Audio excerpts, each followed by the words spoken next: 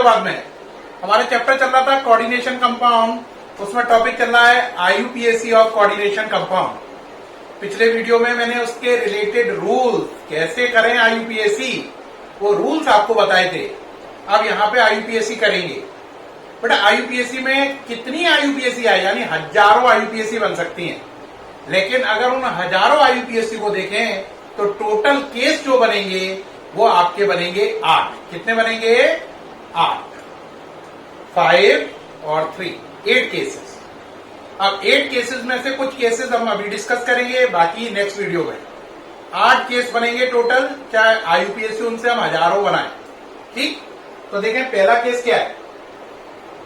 पहला केस है K4FeCN6। इसमें क्या है, सिंपल आयन के बाद कॉम्प्लेक्स आयन है। Simple ion followed by complex ion. Hindi में कहो सिंपल आयन के पीछे कॉम्प्लेक्स आयन है। ये केस नंबर 1 है। आप कहोगे सर और केस नंबर 2 देखो जरा। केस नंबर 2 ये कॉम्प्लेक्स आयन के बाद सिंपल आयन है। क्या मेरी बात समझ रहे हैं? क्या बोल रहे हैं? Simple ion followed by complex ion, complex ion followed by simple ion. जो बच्चे हिंदी में सुनना पसंद कर रहे हैं सुने। सिंपल आयन के बाद कॉम्प्लेक्स आयन है, केस 1। कॉम्प्लेक्स आयन के बाद सिंपल आयन है, केस 2। तीसरा, कॉम्प्लेक्स आयन के ऊपर जो है आपका माइनस का चार्ज है। चौथा, कॉम्प्लेक्स आयन के ऊपर प्लस का चार्ज है। कितना चार्ज है? प्लस का चार्ज है। ठीक, तो 4 केस हो गए। इन 4 केस को पहले को क्या बोलोगे? Simple ion. बोलो क्या है? सिंपल आयन फॉलोड बाय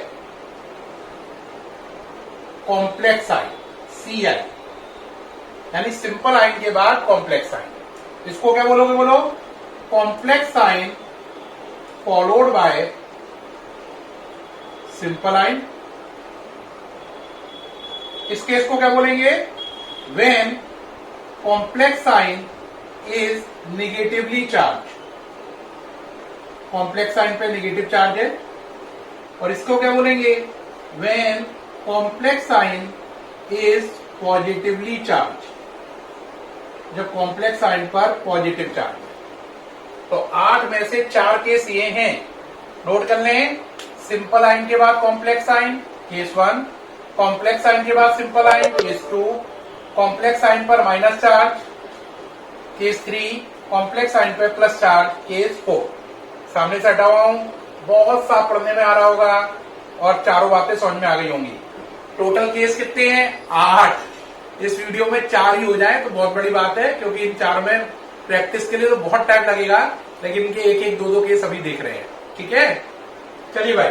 तो पहला देख रहे हैं simple ion followed by complex ion. देखें भाई, केस नंबर 1 को देखो। जो चीज ब्रैकेट से बाहर है, बेटा रूल सुनो, जो ब्रैकेट से बाहर है वो चाहे कितने भी हों उन्हें 1 मानते हैं। तो ब्रैकेट से बाहर पोटेशियम कितने हैं? 4। लेकिन आप खाली लिखेंगे पोटेशियम, टेट्रा नहीं लगाएंगे। जो ब्रैकेट से बाहर है वो चाहे 1 हो या 1000 हो, उसे 1 ही मानेंगे। तो ये हो गया पोटेशियम। अब चलो, अब इसके बाद ब्रैकेट के अंदर आके पहले लिगेंड। लिगेंड कितने हैं? 6। तो हेक्सा। आपको याद हो तो मैंने Cn- के 2 नाम बताए थे। ब्रैकेट के अंदर नाम था साइनो और ब्रैकेट के बाहर था साइनाइड। याद आ रहा है? तो ये अभी ब्रैकेट के अंदर है, बाहर है? आंसर ब्रैकेट के अंदर है। तो कौन सा नाम वैलिड हो गया? साइनो। तो इसका नाम हो गया पोटेशियम हेक्सा साइनो। यहां तक सही। अब इसके बाद Fe है। Fe के देखो याद करो, 2 नाम थे, आयरन और फेरेट। अब दोनों नाम में सोचो कौन सा यूज होगा। ये नाम तब यूज करते हैं, मैंने बताया था, जब कोऑर्डिनेशन स्फीयर न्यूट्रल हो या उस पर प्लस चार्ज हो या वो पहले लिखा हो, प्री लिखा हो। और ये नाम तब यूज करते हैं जब कोऑर्डिनेशन स्फीयर पे माइनस चार्ज हो या वो बाद में लिखा हो। बाद में का मतलब लेटर। तो यहां पे देखो पोटेशियम के बाद लिखा है कोऑर्डिनेशन स्फीयर, यानी सिंपल आयन के बाद कॉम्प्लेक्स आयन है, बाद में है ना, तो ये वाला केस हो गया। तो यहां पर आयरन का नाम फेरेट होगा, ना कि आयरन, क्योंकि कोऑर्डिनेशन स्फीयर बाद में आया, सिंपल आयन के बाद में आया। लेटर मीन्स सिंपल आयन के बाद, प्रीवियस मीन्स सिंपल आयन से पहले। तो यहां पर हो गया फेरेट, तो देखो नाम क्या होगा, पोटेशियम हेक्सासाइनोफेरेट। उसके बाद जो मेटल है उसका आपको ऑक्सीडेशन नंबर लिखना है। क्या लिखना है, ऑक्सीडेशन नंबर, और वो भी ऑक्सीडेशन नंबर रोमन डिजिट में लिखना है। किसमें लिखना है, रोमन डिजिट में। रोमन डिजिट जानते हो, 1 को रोमन डिजिट में क्या लिखते हैं, बोलो 1, 2 को 2 आता है ना, 3, 4 को कैसे लिखते हैं, 5 को कैसे लिखते हैं। कहोगे आप हमें ये सिखा रहे हो, हाँ भाई सिखा रहे हैं, क्योंकि कुछ बच्चों को नहीं आता होगा तो बाद में कहेंगे ये कैसे लिखते हैं। ये 7, 8 को कैसे लिखते हैं, 9 को कैसे लिखते हैं, 10 को कैसे लिखते हैं। ठीक, तो इस तरीके से रोमन डिजिट होते हैं। अगर नहीं आता तो नोट कर लो, आता है तो बहुत ही अच्छी बात है। लेकिन प्रॉब्लम तब आती है जब कुछ बच्चों को आता नहीं है, लेकिन वो झूठे घमंड में मर जाते हैं कि भैया अगर हमने पूछ लिया तो कोई कहेगा रोमन डिजिट नहीं आते, सर की नजर में हमारी इमेज खराब हो जाएगी। इमेज के चक्कर में मत जाओ, सीखने के चक्कर में जाओ, ठीक है। अब इसका ऑक्सीडेशन नंबर निकालो, 4K का 4, Fe का X, इसका निकालना है। Cn पे कितना चार्ज होता है, -1, तो 6 Cn का कितना, और K पे कितना होता है, +1, तो 4K का +4, Fe का X, 6 Cn का -6, ऊपर कुछ भी नहीं है तो equal to 0, X equal to आ गया +2। रोमन डिजिट में कन्वर्ट करो, यस। तो इसका नाम क्या पड़ा, बोलो, पोटेशियम हेक्सासाइनोफेरेट सेकेंड। क्या नाम पड़ा, पोटेशियम हेक्सासाइनोफेरेट सेकेंड। एक बात याद रखना, शुरू से लेकर लास्ट तक एक भी डिजिट गलती से कैपिटल मत बनाना, वरना नंबर मिलेगा बड़ा अंडा, जिसे हिंदी में कहते हैं 0, ठीक है, 0। इंग्लिश में सॉरी कहते हैं 0 और हिंदी में कहते हैं 0 नहीं 0, है ना। तो 0 की प्राप्ति करनी है तो कोई भी लेटर कैपिटल करो, नहीं तो सारे ही लेटर स्टार्टिंग से लेकर लास्ट तक छोटे बनाने हैं, स्मॉल लेटर यूज करिए। तो ये केस था simple ion followed by complex ion. अब बच्चों के मन में होगा सर हमें भी कोई केस करने को दो, हम खुद करके देखें, आप ही सिखा रहे हो। चलो बच्चों एक नया केस बनाते हैं, आप खुद करो। Na3 FeCl6, चलो भाई बनाओ बनाओ बनाओ बनाओ, शुरू करो। अरे सो मत, शुरू करो। कितने सोडियम, 3, तो कितने मानोगे, 3 या 1, तो सोडियम। अब Cl का सोचो क्या था, Cl के 2 नाम थे, Cl- के, क्लोरिडो। जब ये ब्रैकेट के अंदर है, तो ब्रैकेट से बाहर है तो क्लोराइड। तब ये ब्रैकेट के अंदर है बाहर है, अंदर है, तो कौन सा नाम वैलिड हो गया, क्लोरिडो। तो इसका नाम हो गया कितने हैं, 6, हेक्सा क्लोरिडो। ठीक, अब किसकी बारी आई, Fe की। अब देखो कोऑर्डिनेशन स्फीयर क्या है, पहले की तरह बाद में, तो यहां पर ये भी क्या हो गया, फेरेट। ऑक्सीडेशन नंबर निकालो, Na पर कितना होता है, +1, Cl पे -1, ठीक है, तो निकालो।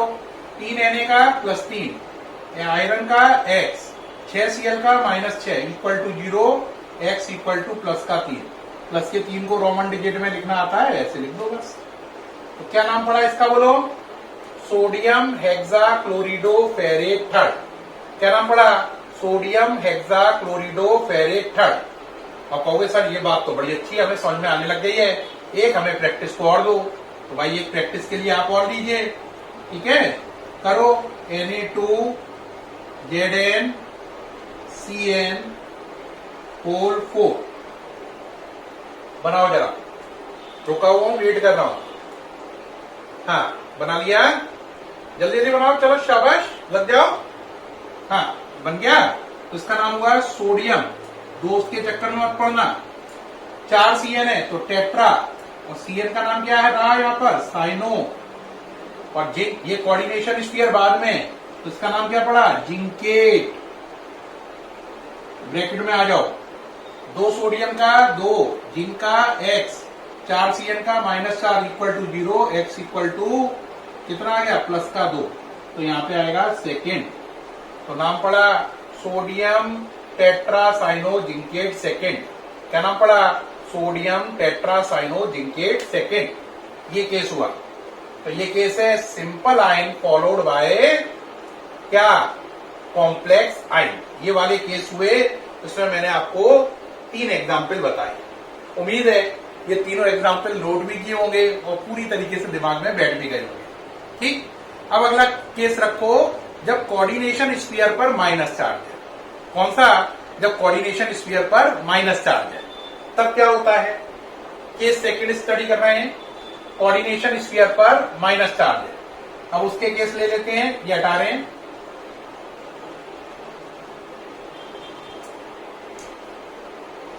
केस सेकंड कौन से ले रहे हैं, coordination sphere having negative charge, है ना, ये वाले केस ले रहे हैं। टोटल कितने टाइप के केस हैं, 8। अपन ने कौन सा कर लिया, अपन ने कर लिया सिंपल आयन के बाद कॉम्प्लेक्स आयन। अब सेकंड केस कर रहे हैं कि जब कोऑर्डिनेशन स्फीयर पर माइनस चार्ज है। ठीक है, करिए भाई। FeCN6 4 negative, FeCN6 3 negative, FeCl6, है ना, यहां पर है 4 नेगेटिव। अब बनाइए 6 Cn है हेक्सा साइनो, कोऑर्डिनेशन स्फीयर पे कौन सा चार्ज है, माइनस, तो क्या बढ़ाएगा, फेरेट। ऑक्सीडेशन नंबर निकालो भाई, Fe का x, 6 Cn का -6, ऊपर -4, x इक्वल टू प्लस का 2, तो यहां पे लिख दो सेकेंड। अब यहां पर एक बात है, कोऑर्डिनेशन स्फीयर पे कौन सा चार्ज है, माइनस, तो लास्ट में खत्म करते हुए ION वर्ड वाला देगा। ION का मतलब आयन, आयन का मतलब है उस पर कोई चार्ज है, तो इसका नाम पड़ा हेक्सासाइनोफेरेट सेकेंड आयन। क्या नाम पड़ा, हेक्सासाइनोफेरेट सेकेंड आयन। सारे लेटर स्मॉल बनेंगे, कोई भी कैपिटल नहीं बनाना, वरना 0 अंडा मिलेगा। अगला चलो इसका बताओ, हेक्सा नजर आ रहा है, साइनो फेरेट, कोई दिक्कत नहीं। ऑक्सीडेशन नंबर निकालो, Fe का x, 6 Cn का -6, ऊपर -3, x इक्वल टू प्लस का 3, तो यहां पर आ जाएगा थर्ड, क्योंकि इस पर चार्ज है तो वर्ड क्या आएगा, आयन। तो नाम पड़ा hexacyanoferrate third ion, hexacyanoferrate third ion.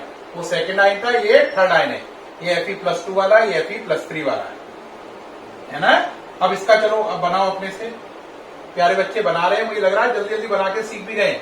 हाँ भाई, क्या नाम बना, बोले हेक्सा, शाबाश। और बच्चों बोलो क्लोरिडो, हाँ फेरेट। अब बताओ जरा क्या आया, Fe का x, 6 Cl का -6, -4, x इक्वल टू +2 सेकेंड, और इस पर चार्ज है ना, तो वर्ड क्या आएगा, आयन। तो नाम पड़ा हेक्सा क्लोरिडो फेरेट सेकेंड आयन। तो प्यारे बच्चों, 8 केसेस में से मैंने आपको 2 केसेस सिखा दिए। ठीक है, एक सिखाया जब कोऑर्डिनेशन स्फीयर सिंपल आयन के बाद आ रहा है, और एक सिखाया जब कोऑर्डिनेशन स्फीयर पर माइनस का चार्ज है। ठीक, अब बाकी बचे 6 केस, वो उसके लिए 2-3 वीडियो डालने पड़ेंगे, क्योंकि हर केस की प्रैक्टिस भी साथ साथ बता रहे हैं, तो वो आपके कवर होंगे। जैसे ही सारे आप IUPAC सीख जाओगे, सो ही आपका चैप्टर खत्म हो जाएगा। NCERT क्वेश्चन करो, फिर नया शुरू करेंगे, और नया शुरू करेंगे पूरी ऑर्गेनिक केमिस्ट्री। ऑर्गेनिक केमिस्ट्री करने वाले, बहुत मजा आने वाला है। ठीक है, तो फिर मुलाकात होगी नेक्स्ट वीडियो में, और आप इसे देख चुके हैं मेरे ख्याल से। तो फिर प्यारे बच्चों मुलाकात होगी नेक्स्ट वीडियो में, तब तक के लिए बाय।